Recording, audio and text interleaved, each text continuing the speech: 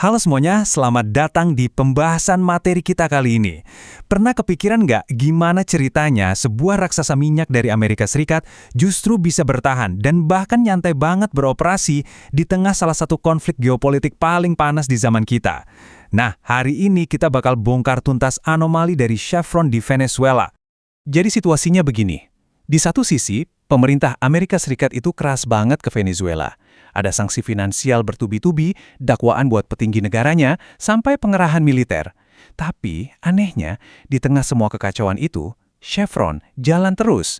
Mereka secara diam-diam memproduksi seperempat dari total minyak Venezuela, nyaris tanpa saingan atau pengawasan. Dan asal kalian tahu, mereka udah nongkrong di sana selama 100 tahun. Kok bisa? Oke, kita masuk ke bagian pertama, 1 abad minyak. Kita harus lihat dulu secara visual seberapa masif sih sebenarnya skala sabuk Orinoco ini. Biar jelas, alasan kenapa perusahaan Amerika mau repot-repot bertahan melewati badai politik selama puluhan tahun adalah karena apa yang terkubur di bawah tanahnya. Mayoritas cadangan minyak Venezuela itu wujudnya minyak yang super berat. Saking kental dan berlumpurnya, minyak ini nggak bisa ngalir begitu aja di dalam pipa. Mereka butuh bahan kimia pengencer khusus yang disebut diluent. Nah, kondisi alam yang ribet inilah yang bikin Venezuela sangat amat bergantung pada modal dan keahlian teknis dari negara lain. Dan tebak berapa jumlahnya? Badan Survei Geologi AS memperkirakan ada sekitar 1 triliun barel cadangan minyak di sabuk Orinoco. 1 triliun! Buat kasih kalian perspektif yang gampang, coba bayangin ini. Sejak awal mula peradaban manusia sampai detik ini, seluruh dunia baru mengonsumsi sekitar 1,5 triliun barel. Jadi, cadangan di satu wilayah itu aja secara praktis emang nggak ada habisnya. Potensi bawah tanah yang raksasa ini sempat bikin Venezuela masuk ke masa keemasan di tahun 1940-an. Ada satu kutipan yang pas banget ngegambarin situasi di era itu, di mana dibilang kalau hutan menara pengeboran minyak benar-benar bermunculan di atas perairan Danau Maracaibo. Fasilitas-fasilitas ini menyedot minyak mentah berat dan langsung menyuplainya ke kilang-kilang di pantai Teluk Amerika yang emang udah disetting khusus buat jenis minyak itu. Terus, gimana kelanjutannya? Ledakan industri ini berujung pada nasionalisasi besar-besaran dan kemakmuran yang gak main-main. Di pertengahan era 70-an, ini jadi era kekayaan yang mencolok. Bayangin aja, saking makmurnya waktu itu, seorang sekretaris biasa aja bisa gampang banget terbang ke Miami pas weekend cuma buat belanja. Gokil kan? Masa keemasan ini terus bertahan sampai akhirnya Hugo Chavez terpilih di tahun 1998, yang langsung memicu perubahan drastis menuju kendali negara yang jauh lebih ketat. Hal ini ngebawa kita ke bagian selanjutnya, pergeseran di era Chavez. Disinilah perusahaan-perusahaan minyak besar mulai berpisah jalan.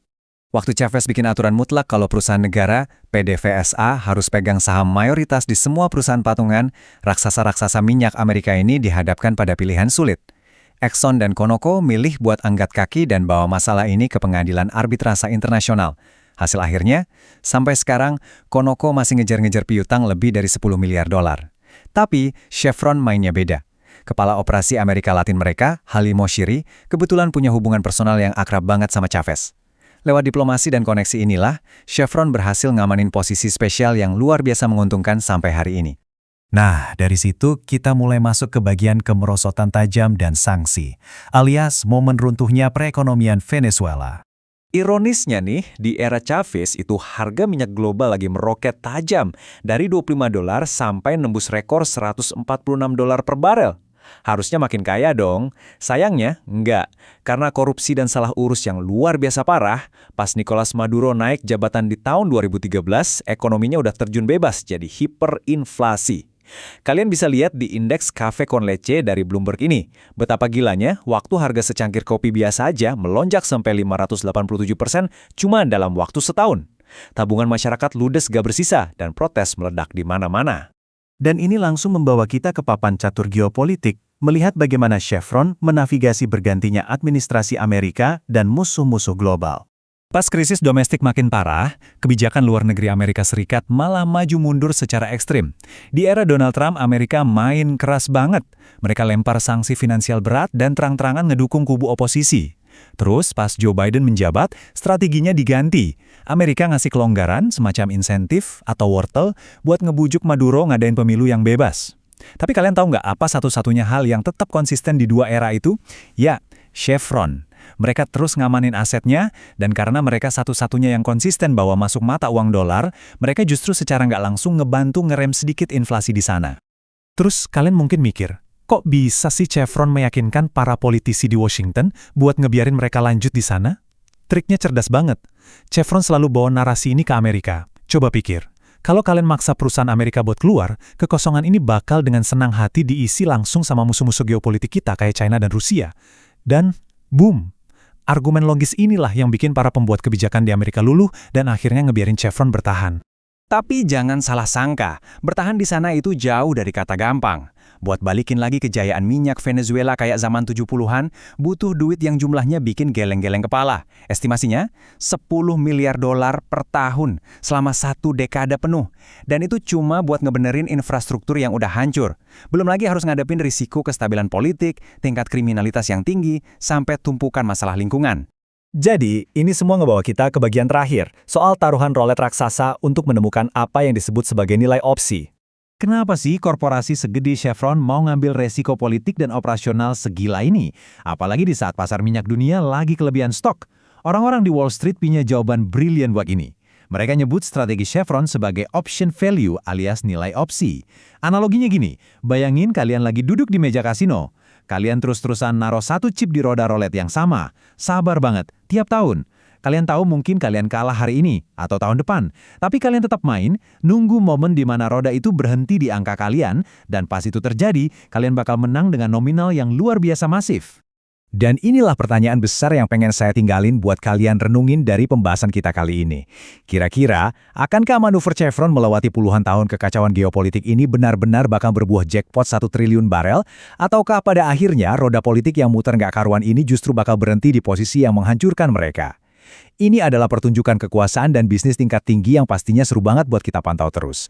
Terima kasih udah ikut belajar bareng di penjelasan materi kita hari ini, dan sampai jumpa! Halo semuanya, selamat datang di pembahasan materi kita kali ini. Pernah kepikiran nggak gimana ceritanya sebuah raksasa minyak dari Amerika Serikat justru bisa bertahan dan bahkan nyantai banget beroperasi di tengah salah satu konflik geopolitik paling panas di zaman kita? Nah, hari ini kita bakal bongkar tuntas anomali dari Chevron di Venezuela. Jadi situasinya begini, di satu sisi, pemerintah Amerika Serikat itu keras banget ke Venezuela. Ada sanksi finansial bertubi-tubi, dakwaan buat petinggi negaranya, sampai pengerahan militer. Tapi, anehnya, di tengah semua kekacauan itu, Chevron jalan terus. Mereka secara diam-diam memproduksi 1/4 dari total minyak Venezuela, nyaris tanpa saingan atau pengawasan. Dan asal kalian tahu, mereka udah nongkrong di sana selama 100 tahun. Kok bisa? Oke, kita masuk ke bagian pertama, 1 abad minyak. Kita harus lihat dulu secara visual seberapa masif sih sebenarnya skala sabuk Orinoco ini. Biar jelas, alasan kenapa perusahaan Amerika mau repot-repot bertahan melewati badai politik selama puluhan tahun adalah karena apa yang terkubur di bawah tanahnya. Mayoritas cadangan minyak Venezuela itu wujudnya minyak yang super berat. Saking kental dan berlumpurnya, minyak ini nggak bisa ngalir begitu aja di dalam pipa. Mereka butuh bahan kimia pengencer khusus yang disebut diluent. Nah, kondisi alam yang ribet inilah yang bikin Venezuela sangat amat bergantung pada modal dan keahlian teknis dari negara lain. Dan tebak berapa jumlahnya? Badan Survei Geologi AS memperkirakan ada sekitar 1 triliun barel cadangan minyak di sabuk Orinoco. 1 triliun! Buat kasih kalian perspektif yang gampang, coba bayangin ini. Sejak awal mula peradaban manusia sampai detik ini, seluruh dunia baru mengonsumsi sekitar 1,5 triliun barel. Jadi, cadangan di satu wilayah itu aja secara praktis emang nggak ada habisnya. Potensi bawah tanah yang raksasa ini sempat bikin Venezuela masuk ke masa keemasan di tahun 1940-an. Ada satu kutipan yang pas banget ngegambarin situasi di era itu, di mana dibilang kalau hutan menara pengeboran minyak benar-benar bermunculan di atas perairan Danau Maracaibo. Fasilitas-fasilitas ini menyedot minyak mentah berat dan langsung menyuplainya ke kilang-kilang di pantai Teluk Amerika yang emang udah disetting khusus buat jenis minyak itu. Terus, gimana kelanjutannya? Ledakan industri ini berujung pada nasionalisasi besar-besaran dan kemakmuran yang gak main-main. Di pertengahan era 70-an, ini jadi era kekayaan yang mencolok. Bayangin aja, saking makmurnya waktu itu, seorang sekretaris biasa aja bisa gampang banget terbang ke Miami pas weekend cuma buat belanja. Gokil kan? Masa keemasan ini terus bertahan sampai akhirnya Hugo Chavez terpilih di tahun 1998, yang langsung memicu perubahan drastis menuju kendali negara yang jauh lebih ketat. Hal ini ngebawa kita ke bagian selanjutnya, pergeseran di era Chavez. Disinilah perusahaan-perusahaan minyak besar mulai berpisah jalan. Waktu Chavez bikin aturan mutlak kalau perusahaan negara, PDVSA harus pegang saham mayoritas di semua perusahaan patungan, raksasa-raksasa minyak Amerika ini dihadapkan pada pilihan sulit. Exxon dan Conoco milih buat angkat kaki dan bawa masalah ini ke pengadilan arbitrase internasional. Hasil akhirnya, sampai sekarang, Conoco masih ngejar-ngejar piutang lebih dari 10 miliar dolar. Tapi, Chevron mainnya beda. Kepala operasi Amerika Latin mereka, Halim Moshiri, kebetulan punya hubungan personal yang akrab banget sama Chavez. Lewat diplomasi dan koneksi inilah, Chevron berhasil ngamanin posisi spesial yang luar biasa menguntungkan sampai hari ini. Nah, dari situ kita mulai masuk ke bagian kemerosotan tajam dan sanksi, alias momen runtuhnya perekonomian Venezuela. Ironisnya nih, di era Chavez itu harga minyak global lagi meroket tajam dari $25 sampai nembus rekor $146 per barel. Harusnya makin kaya dong. Sayangnya, enggak. Karena korupsi dan salah urus yang luar biasa parah, pas Nicolas Maduro naik jabatan di tahun 2013, ekonominya udah terjun bebas jadi hiperinflasi. Kalian bisa lihat di indeks Cafe con Leche dari Bloomberg ini. Betapa gilanya, waktu harga secangkir kopi biasa aja melonjak sampai 587% cuma dalam waktu setahun. Tabungan masyarakat ludes gak bersisa dan protes meledak di mana-mana. Dan ini langsung membawa kita ke papan catur geopolitik, melihat bagaimana Chevron menavigasi bergantinya administrasi Amerika dan musuh-musuh global. Pas krisis domestik makin parah, kebijakan luar negeri Amerika Serikat malah maju mundur secara ekstrim. Di era Donald Trump, Amerika main keras banget. Mereka lempar sanksi finansial berat dan terang-terangan ngedukung kubu oposisi. Terus pas Joe Biden menjabat, strateginya diganti. Amerika ngasih kelonggaran semacam insentif atau wortel buat ngebujuk Maduro ngadain pemilu yang bebas. Tapi kalian tahu nggak apa satu-satunya hal yang tetap konsisten di dua era itu? Ya, Chevron. Mereka terus ngamanin asetnya, dan karena mereka satu-satunya yang konsisten bawa masuk mata uang dolar, mereka justru secara nggak langsung ngebantu ngerem sedikit inflasi di sana.